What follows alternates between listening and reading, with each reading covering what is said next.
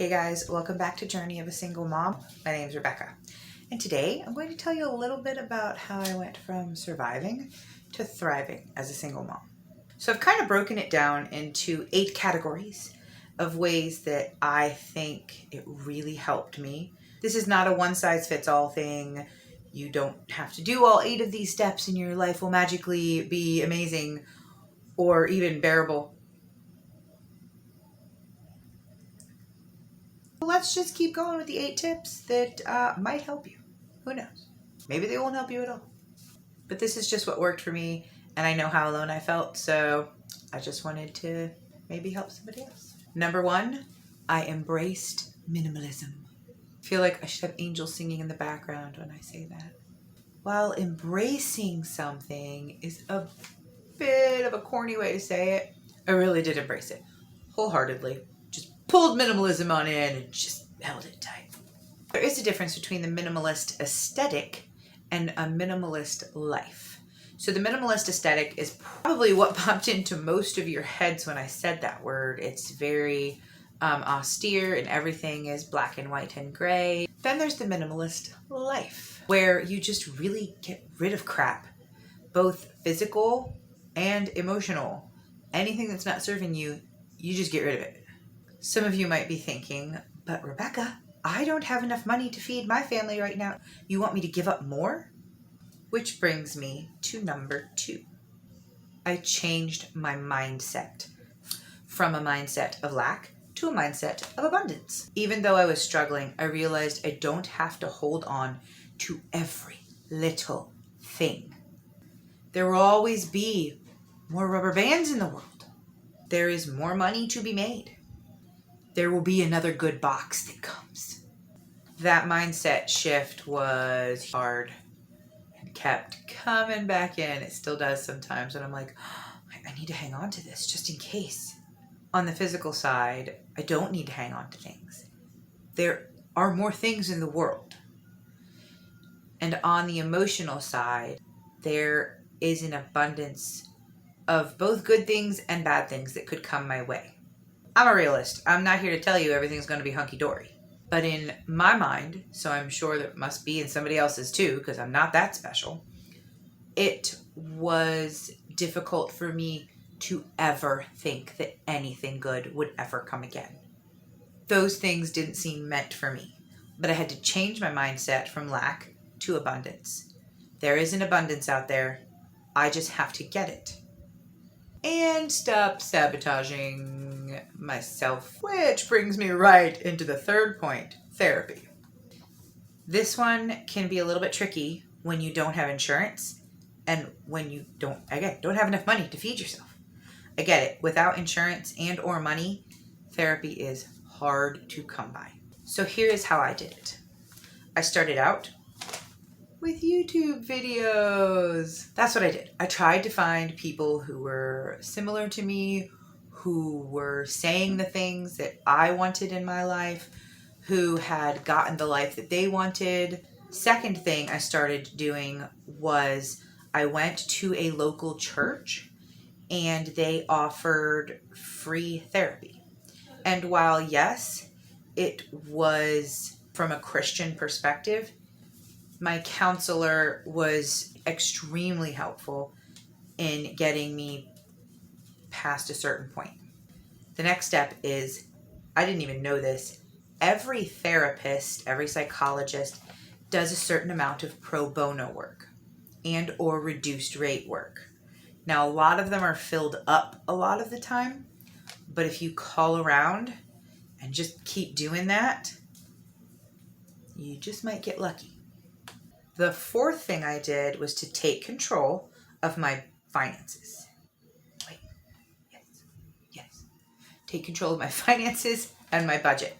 Budget used to be a dirty word to me, and I've tried and could never really stick with one. Luckily, I had a friend who was a financial counselor, and she helped me to realize I don't have to budget the same way as everybody else. So I started actually keeping track of my money. And it's amazing how much you have, even if you don't have a lot, if you actually keep track of it. So my budget is not very exciting. If anybody wants to see it, I will show you. Just let me know in the comments. It's paper. And I write down dates of when I'm expecting to get paid, how much I am getting or expecting to get. And then I write down next to it the bills that I need to pay with that. 2 little exercises I did to help me with taking control of my finances was just to write down my priorities. What did I really want in life? And if it wasn't on that list, why was I putting money to it? Second thing I did is to brainwash myself into thinking about money differently. It is not good. It is not bad. It is a tool.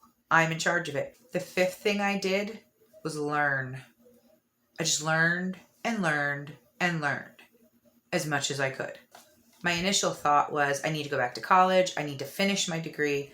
I need to get this stuff done. But I didn't have any money. Yes, this is a recurring theme. I had no money. I had no resources. But I realized I have resources like this, like YouTube, like my library, like people around me. I learned about budgeting and financial stability. I learned how to be a calmer, a more present parent. I need to sit up straighter.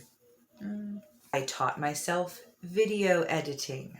I even figured out how to replace the stuff inside the toilet, like the mechanisms back inside the tank, because mine broke and I didn't have enough money to pay a plumber to fix it. So I went and bought a $15 kit and spent about 6 hours trying to figure it all out. I'm definitely not going to become a plumber, but the point is I did it and I learned. The learning kind of rolls into number 6. I took calculated chances. While those two don't seem like they would necessarily go together, I armed myself with the best knowledge I could, and I took chances. One of the chances I took was quitting the job that I had had for my first 2 years as a single mother. This job was exactly what I needed at the time. It gave me some friends and some support in a town where I didn't know a single solitary soul. But then came the time that it was no longer serving me. That led to me starting a business with a dear friend who had also recently become a single mother. And we worked our butts off. Our business flourished. And I knew I was ready. I just had to take the chance. A more recent chance was getting a credit card that gave me airline miles. I had been burned by credit cards in the past, or I had been burned by my lack of knowledge and control when it came to them in the past. So I hadn't had a credit card for a very long time. I decided a year ago to get a miles credit card, and I have been traveling quite a bit with it for free. My method for taking calculated chances is A, never be afraid to leave my own comfort zone, and B, actually take time to think about what is the absolute worst thing that could happen and what is the absolute best thing that could happen. Look at those and say, is this worst thing worth this chance of this best thing? I'm not telling you to run out and quit your job. I'm saying take calculated chances, educate yourself, figure out what you really want, and don't be afraid to take the chance to go after it. Or, run out and quit your job. Whatever you want to do. I'm not your mom. Oh, number 7. Some of you may not like number 7. Number 7 was difficult. I took a time of celibacy. 6 months of celibacy. That's what I called it.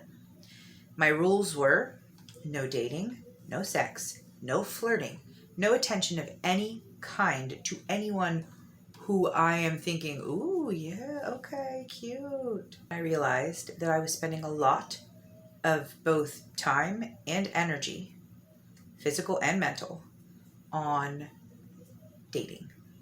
This one was very, very difficult at first. But honestly, I know it sounds weird, but I can't even begin to describe how far I came in my own life in that 6 months. I put all of that energy into me, into my children, into my business, into my home, into my life, instead of dating and putting band-aids on these issues that I did not want to deal with. It forced me to look at them and to deal with them and to deal with myself. Through doing these last 7 things, I really came to realize who I was, what I wanted, and where I was going in life. and if I was okay with that. Which brings me to number 8. Actually stop caring what people think.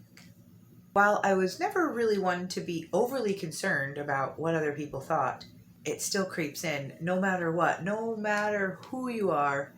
Even now, I know I care about what people think in areas that I really shouldn't. Now, this doesn't mean go be a jerk or do things just to get attention and be different for the sake of being different, because that's caring what people think if you want the attention.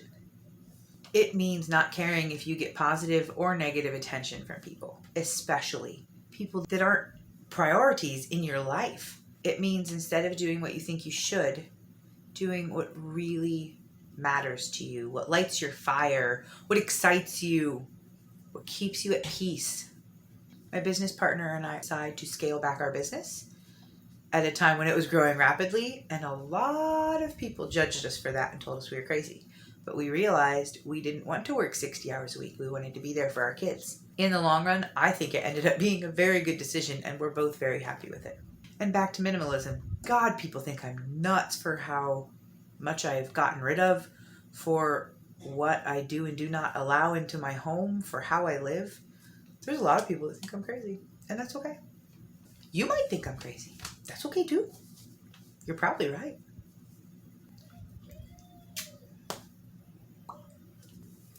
My foot itches. That's about it. I hope that these 8 ways that helped me to go from surviving to thriving as a single mom can help at least one of you out there. Let me know which one was your favorite, and let me know if you have any to add. If you are on your journey as a single mom, whether you just became one or whether all of your kids are grown, I just want to encourage you. You're definitely not alone. Hopefully we can all build a community together here that can help each other out. Thank you so much for hanging out with me today, and I hope to see you next time here at Journey of a Single Mom. Now, go be on your journey. See you next time.